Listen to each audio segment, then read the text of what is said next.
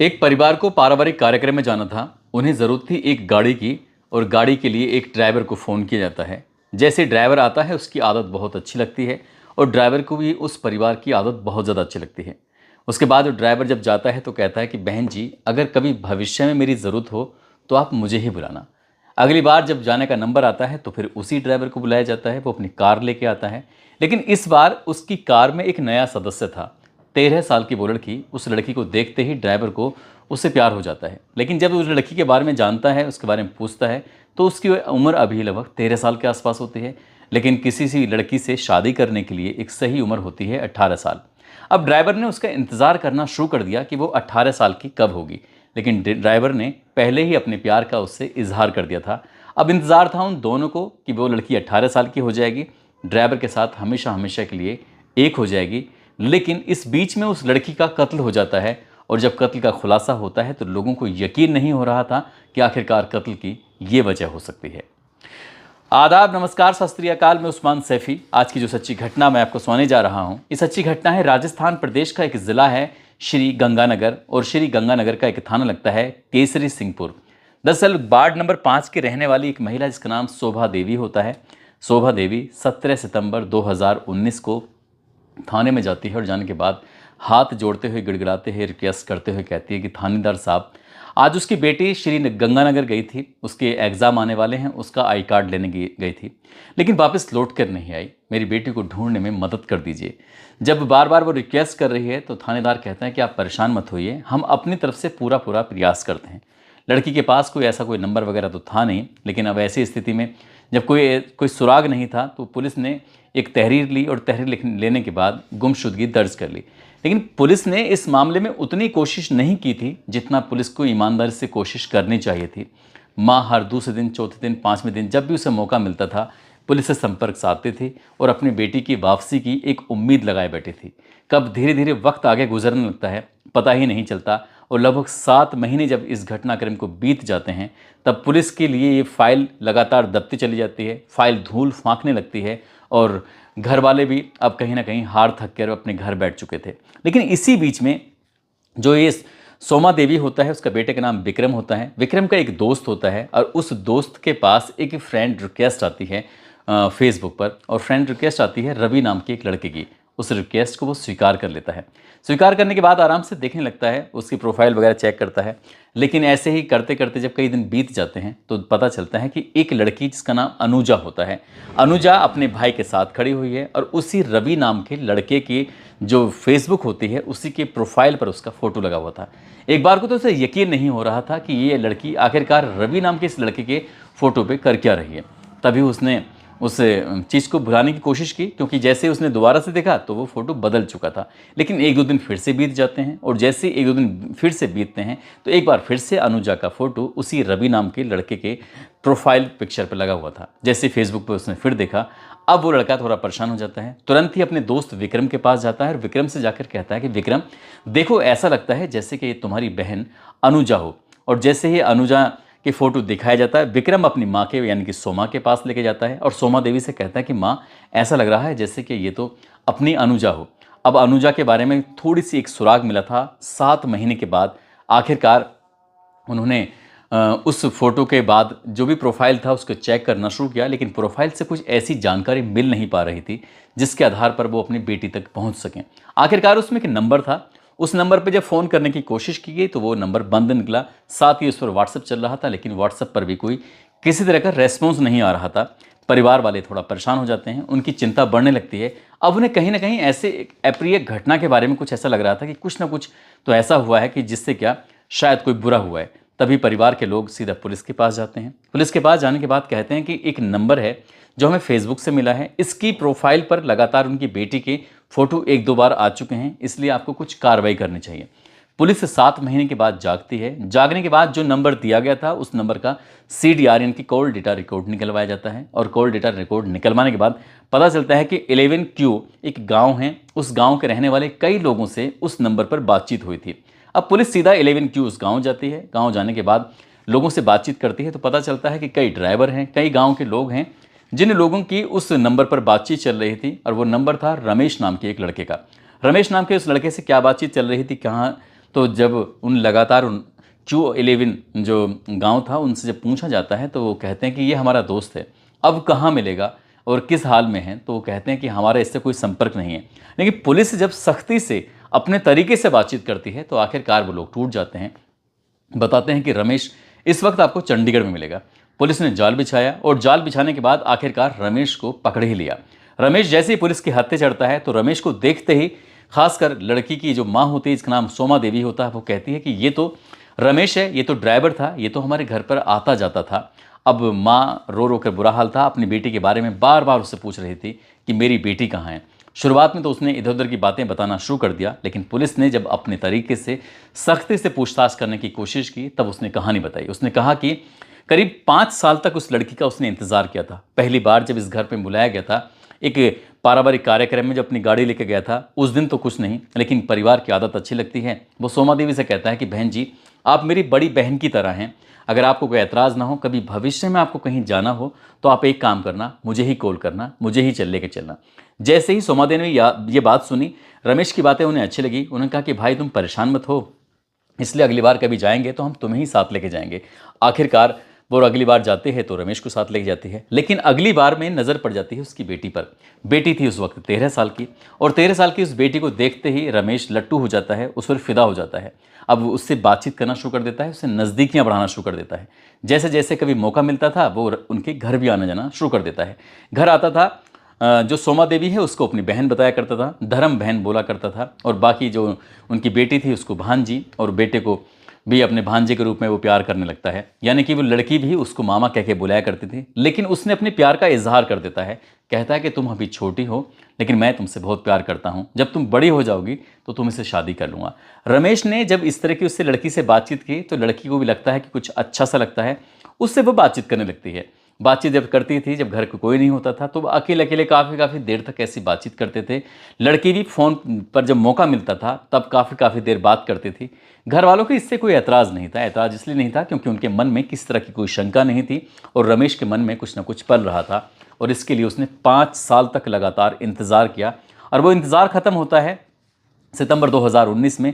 17 सितंबर 2019 की वो तारीख थी जब इस लड़की को जाना था अपने श्री गंगानगर कॉलेज में, वहाँ से एग्ज़ाम का अपना एक आई कार्ड लेना था। इसके लिए उसने पड़ोस की एक लड़की थी, इसका नाम मकड़ी होता है, मकड़ी से कहती है कि मुझे अपना आई कार्ड लेने चलना है, तुम्हारी भी एग्ज़ाम है, तुम भी अपना आई कार्ड लेने चलोगी, तो चलो चलते हैं। उस लड़की के साथ जाते हैं। एक और लड़का होता है, उससे मदद मांगते हैं कि क्या तुम हमें हमारे कॉलेज छोड़ सकते हैं। वो लड़का उसे छोड़ देता है। जैसे वो वहाँ यहाँ से निकलते हैं, जो अनुजा होती है, साथ ही वो लड़की है। अनुजा इस वक्त 18 साल कंप्लीट कर लेती है, और 18 साल की होते ही वो जब यहाँ से निकलती है तो साथ ही मकड़ी, एक लड़का जो बाइक पे बैठे हुए हैं, यहाँ से जब मिर्जे वाला रोड पर पहुँचते हैं तो वहाँ पहले से ही रमेश अपनी कार लेके इंतज़ार कर रहा था। कार रुकी हुई थी। लड़की कहती है कि मुझे इसके साथ कुछ काम है, तुम निकल जाओ।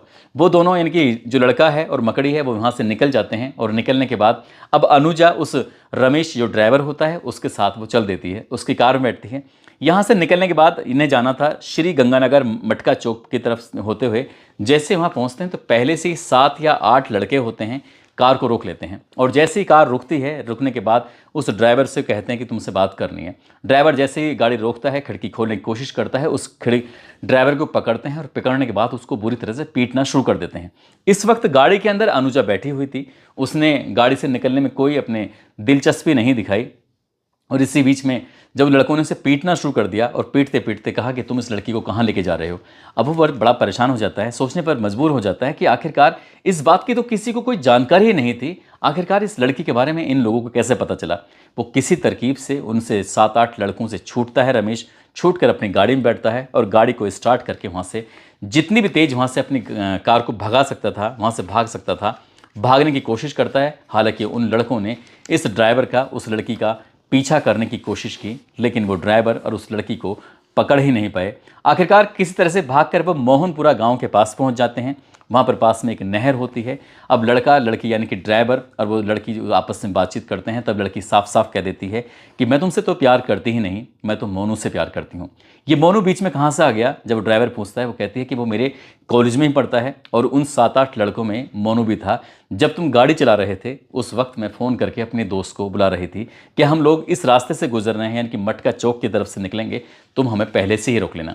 लेकिन ड्राइवर शातिर निकला और किसी तरकीब से उस लड़की को लेकर वहाँ से भाग जाता है। मोहनपुरा के पास जब वो नहर के किनारे खड़े हुए थे, बातचीत कर रहे थे, तो लड़की उससे बार बार जिद कर रही थी कि वो दूर चली जाएगी, उसके पास नहीं रहना चाहेगी। और इसी बीच में इन दोनों के बीच में कहासुनी हो जाती है। वो कहता है कि मैं तुमसे मिलने के लिए, तुमसे शादी करने के लिए हनुमानगढ़ में मैंने पूरी तैयारी कर ली थी, 5 साल तक इंतज़ार किया, और 5 साल के बाद जब तुम बालिग होती हो तो तुम किसी और से प्यार करती हो। ये सब बातें तुमने पहले क्यों नहीं बताई?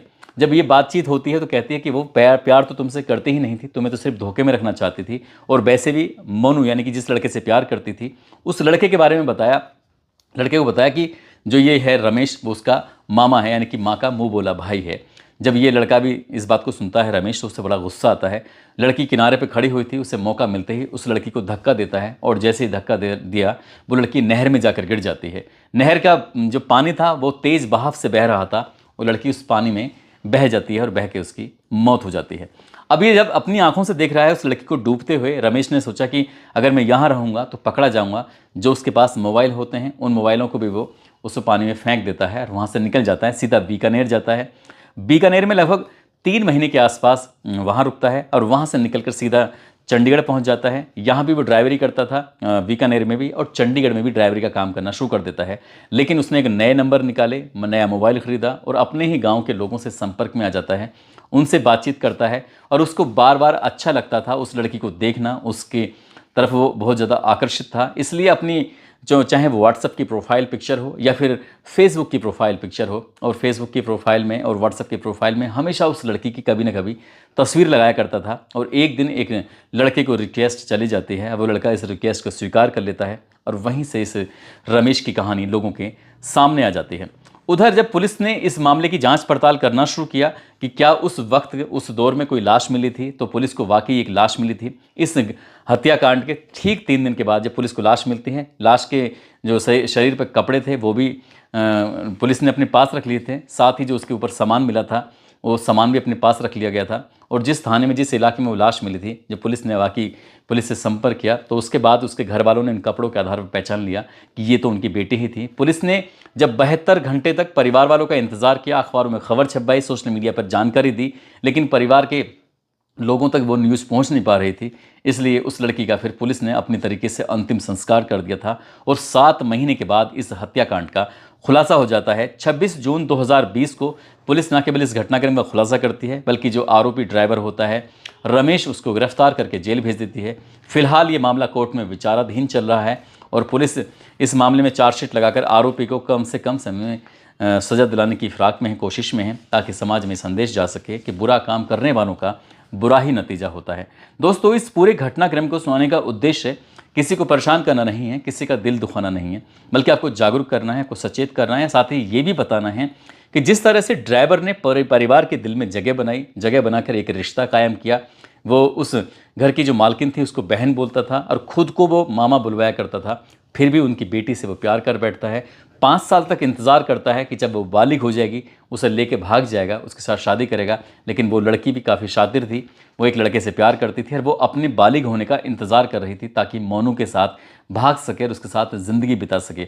लेकिन मोनू भी कहीं ना कहीं उसे प्यार नहीं करता था। काश वो प्यार करता तो जाकर ये उसके घर वालों को या पुलिस को एक पूरी जानकारी दे सकता था कि उस लड़की को वो ड्राइवर लेके भाग चुका है। शायद उसकी मौत ना होती यदि उसने वक्त के रहते मोनू ने फ़ोन कर दिया होता। शायद उसकी खूबसूरती पर भी वो फिदा थे, लेकिन वो सचमुच उससे प्यार नहीं करते थे। प्यार करते तो शायद दोनों में से कोई भी उसको मरने नहीं देते। मोनू ने भी कहीं ना कहीं उसको मरने ही दिया था।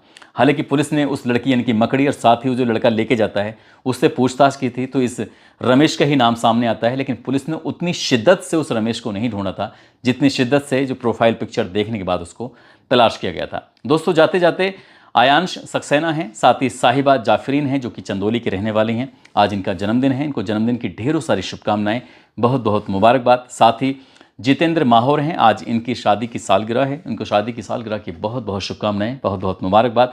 साथ ही कुछ लोगों ने नाम लेने की अपील की है, जिसमें हरदोई के मोनू बघेल हैं, पीलीभीत से अजहर खान, राखी सैनी, अब्बास मलिक रामपुर से हैं, रामाशंकर यादव पुणे से हैं, मोहम्मद समीर उन्नाव से, संजू और नायरा पुणे से हैं, धनीराम कश्यप फतेहपुर से, सुरेश चंद गौतम शिकोहाबाद से, मुबीन खान मेवात से, इकबाल सिंह पंजाब से, जाहिद अंसारी रांची से, माजिद खान पलवल से, अवनीश यादव औरैया से, जमशेद खान, मनोज चौधरी, वसीम खान मथुरा से हैं। आप सब लोग अपना ख्याल रखें, सुरक्षित रहें। जय हिंद, जय भारत।